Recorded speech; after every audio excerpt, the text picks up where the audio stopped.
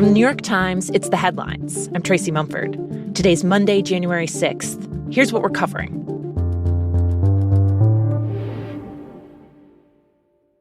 Today at 1 p.m., a joint session of Congress is set to convene at the Capitol to certify the results of the presidential election.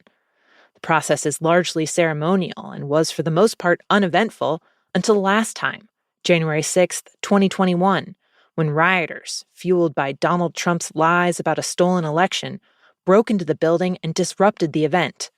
The rioting led to the deaths of 7 people, including 3 police officers. And there are reminders of that violence all over today. The Capitol will be on heavy lockdown, with tall black metal fencing surrounding the building. But there's no hint of violence breaking out this year. Kamala Harris has not disputed her loss to Trump. Today, she will be the one presiding over the certification, in her role as president of the Senate. Congress has also overhauled the process to make clear that what Trump pushed his vice president, Mike Pence, to do, to unilaterally throw out a state's electoral votes, is not allowed. Democratic Representative Jamie Raskin said today's process will, quote, be a lot more like what we've seen for the rest of American history. Meanwhile, more than 1,600 people have been prosecuted in connection with the riot at the Capitol that day. Some faced felonies like assault or seditious conspiracy. Hundreds were charged with lesser crimes. And Trump has said that he plans to pardon those who were convicted. The promise of pardons is part of Trump's effort to rewrite the violent history of that day. You might remember that immediately after the attack, Donald Trump called January 6th, and I'm quoting, a heinous attack on the United States Capitol. And he promised that all the lawbreakers that day would pay. But as I followed this story, not only has Trump changed that narrative, changed his position on it, but he's come up with an alternate reality. Today on The Daily, my colleague Alan Foyer looks at the whitewashing of January 6th.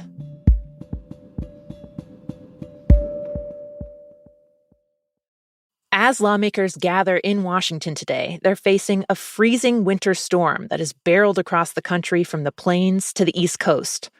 This weekend, snow, sleet, and freezing rain led to hundreds of flights being canceled or delayed in Kansas, Missouri, and Indiana.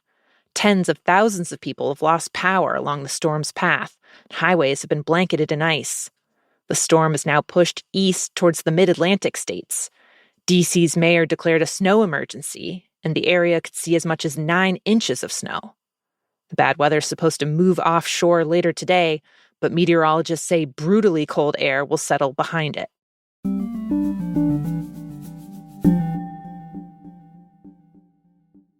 As Donald Trump moves closer to the White House, his legal team's been trying to fight one of the last remaining criminal cases against him, his New York felony conviction in the hush money case.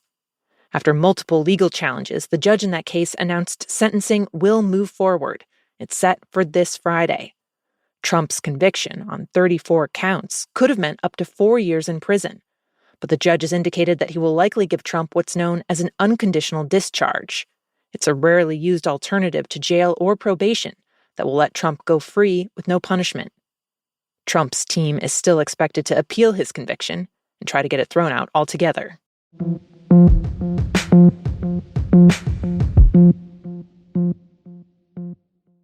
This weekend in New York, a bold and controversial effort to reduce traffic and boost public transportation went into effect. The city became the first in the country to launch a congestion pricing program. Most cars entering the southern half of Manhattan now have to pay a $9 toll. City officials have said it will cut down on pollution and gridlock and generate billions of dollars for upgrading the subway, trains, and buses, including making them more accessible for riders with disabilities. But legal challenges almost doomed the effort, and polls have shown that congestion pricing is largely unpopular in the city. I'm so sorry to bother you. My name's Olivia. I'm a reporter. I'm here for the New York Times talking to people about congestion pricing. It sucks. It sucks. Tell me more about that. Olivia Ben-Simone and other Times reporters were out getting reactions on the streets yesterday. They hope that it's going to get people to use public transportation, which is fine. But the problem is public transportation is appearing to be more and more dangerous. Some people raise concerns about safety on public transit. There have been a number of violent attacks on the subway recently, including when a woman was set on fire last month. Others are worried about the cost of the program. Is that it's a tax on the working class. I want to take my kids to Jersey. It's going to be impossible for someone like me that has 3 kids to be able to take them out and to do anything with them anymore. Officials said the rollout of the new system went smoothly, but the first major test of its impact on traffic in the city will come this morning during rush hour.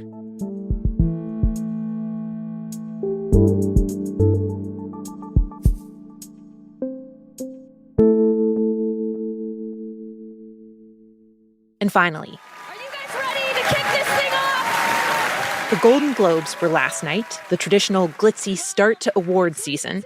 This year's ceremony was hosted by the comedian Nikki Glaser.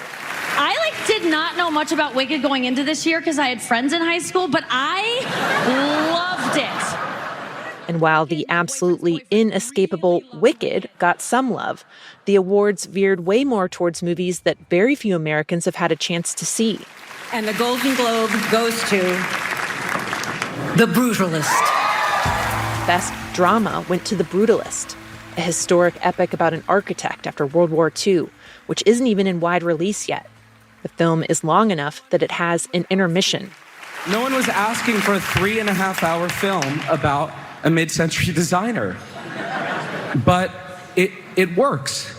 Director Brady Corbet acknowledged how much of a long shot his film was when he accepted the award. Best Comedy or Musical then went to Emilia Perez, a Spanish-language musical about a cartel boss who's transgender. The film is on Netflix and in just a few theaters. The Globes are usually seen as a preview of what could win big at the Oscars. But these big wins for little-seen movies don't offer a clear picture. Oscar nominations come out January 17th.